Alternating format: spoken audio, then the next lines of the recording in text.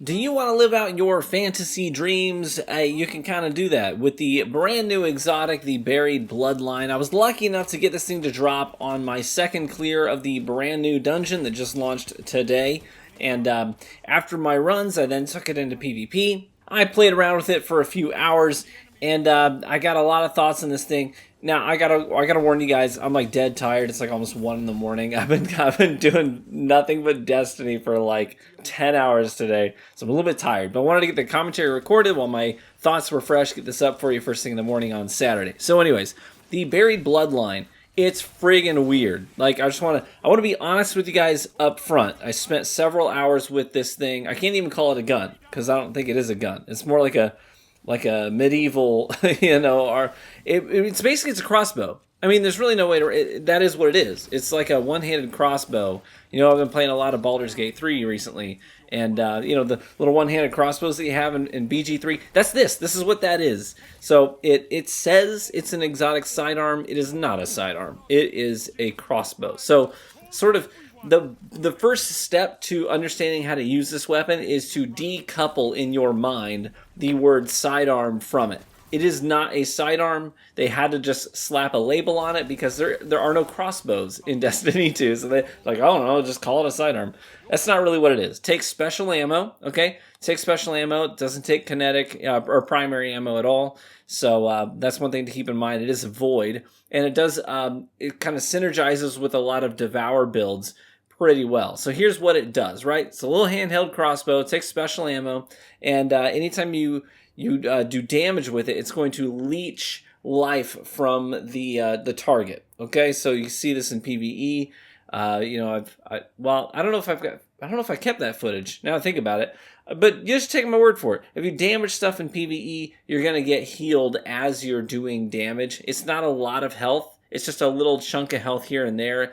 It's kind of like the, the Vanguard origin trait that you get on some of the Nightfall weapons that gives you just a little chunk of health back on kill. This does that, but just on damage, not on kill.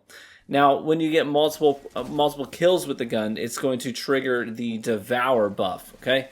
So you can, I have gotten this to proc several times in PvP, and a lot of the gameplay footage here, I had like a 40 kill game with a We Ran Out of Medals on Altar of Flame, where I used the crossbow at mid-range to basically queue up Devour by getting a couple of back-to-back kills with it, and then I went on like a nasty kill streak with the Buzzard because I had Devour up and was able to just keep my health topped off. So it was a lot of fun to use. But I got to talk a little bit about how to use this thing, okay? I noted you got to sort of decouple the word sidearm from it in your brain. Don't use it like a sidearm at all. So you're going to try and use it almost like you're just throwing rocks at people. It's more like a slingshot, okay? So it shoots 2 projectiles at a time, 2 crossbow bolts at a time, and they kind of weave in and out from each other. It's kind of an interesting little trajectory that they take. But these 2 projectiles that you launch, they have travel time. They do have tracking, like pretty aggressive tracking on them, but they do have travel time, so you're going to have to lead your targets when they're far away. And along those lines, you can't treat this thing as a sniper rifle. A little one-handed crossbow is not going to be a sniper rifle at all. But you're also probably not going to want to barrel stuff people with it either. I found that there's sort of the sweet spot in using this thing is basically the same ranges that I would feel comfortable using something like an adaptive pulse rifle.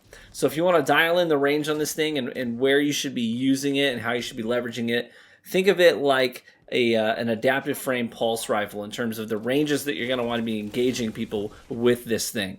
So it does 52 damage per projectile to the head. So that means that if both of them hit in the head, you're going to do 104 damage. And that's enough to scare people. I mean, you hit them with just 1 shot to the head, they're going to want to back off. And in PvP, you're going to start with 6 rounds in the magazine. So that's 6 rounds. Each one of those rounds shoots 2 projectiles. So that's a total of 12 projectiles that you can shoot before picking up any special ammo off the ground. That is potentially 3 kills, but probably more reliably 2. And because they have travel time, you sort of have to, it changes the way that you treat your engagements because it's not instant damage, it's delayed damage. So a lot of times you're going to want to like take the shot and get back into cover and wait to see that damage register. That's one of the things that got me in trouble a lot with this thing was like sort of preeminently banking on my damage connecting, right?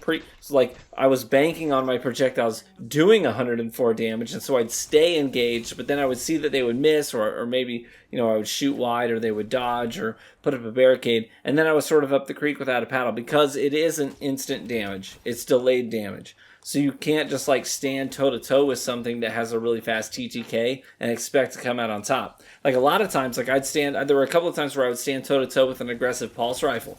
And so he would two-burst me, and I would two-shot him. But I would die before my second volley would actually connect with him. So I'd be like dead on the ground, and then I would see my second chunk of 104 damage hit the guy, and then he would die too. So it's technically a trade, but I died first. So you sort of have to keep that in mind too, the delayed damage. So you're going to want to do a lot of like peak shotting with this thing. I did find that it was pretty good in sixes if you sort of got used to treating it like a crossbow and not like a sidearm. But once I sort of got the hang of the gun, I actually did really well with it in sixes. You know, I had multiple matches where I'd finish with anywhere between 15 and 20 final blows just with this crossbow, just with the Buried Bloodline alone. And that's a lot for a special weapon. If you ended a match with 15 to 20 final blows with a shotgun, people would be raging and sending you messages like, yo, bro, can you stop crutching that shotty so hard? You know what I mean?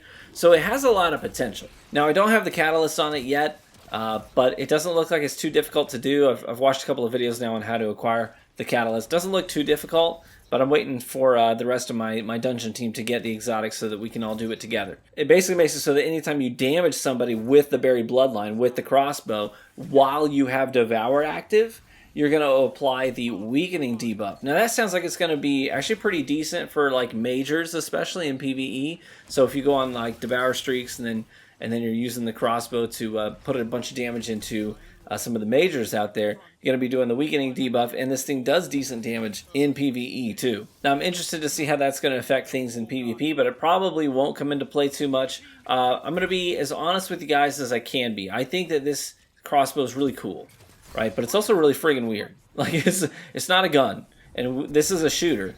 So it feels out of place. It feels really bizarre. But it is also really cool. So I think I'm going to use it from time to time. It's probably going to be something that I visit occasionally. I don't see myself maining it, but it is pretty cool. So I actually took it into Trials, and I did a full solo flawless card in Trials. And I found that in the Trials environment, this thing's probably not going to be a good choice. It was really hard. I was trying to stand toe-to-toe with people who use things that do tons of big chunk damage up front. So I'm like standing toe-to-toe with sniper rifles. And since my damage is delayed, I can't flinch them. We get to the lane at the same time. We ADS and acquire our targets at the same time. We both take our shots at the same time. But then I just fall over dead. And then he maybe takes 104 damage and walks away from the engagement, and I'm toast. You know what I mean? So I don't think that it's actually going to be a good choice in Trials of Osiris, in maybe competitive environments. But in sixes, in the chaos of sixes, I thought that it was a lot of fun, and you can really play around it, and you can make it work. So there you go. That is the Buried Bloodline. What do you think of this thing? It's kind of cool, isn't it? Like, it looks really cool. I think aesthetically, beautiful gun. Like, whoever designed this thing, hey, kudos, props. This thing's really neat. I like it a lot. I think it's going to have some decent utility for Devour builds, both in PvE and in PvP. But I don't think that this thing is ever going to be like meta. You know what I mean? I don't think that you're going to see Salta Greppo doing any solo flawless master runs of the dungeon with this thing. You know what? Unless he watches this video or somebody tags him and been like, "Yo, TV called you out. He said you can't do it." I'd like to see him solo flawless master the dungeon with this crossbow. But neither here nor there. Hey, thanks for watching the video. I know that my commentary was kind of all over the place. That's because I'm really tired, and I didn't like script it. I just kind of like talked about it. I have like a notepad here with some bullet points written down. And I was like, I just got to make sure I hit all these things. Anyways, I'm going to go to bed now. Love you guys. Hey, thanks for watching the video. Be warm and well fed, my friends, and I hope to catch you in the Crucible. Bye-bye.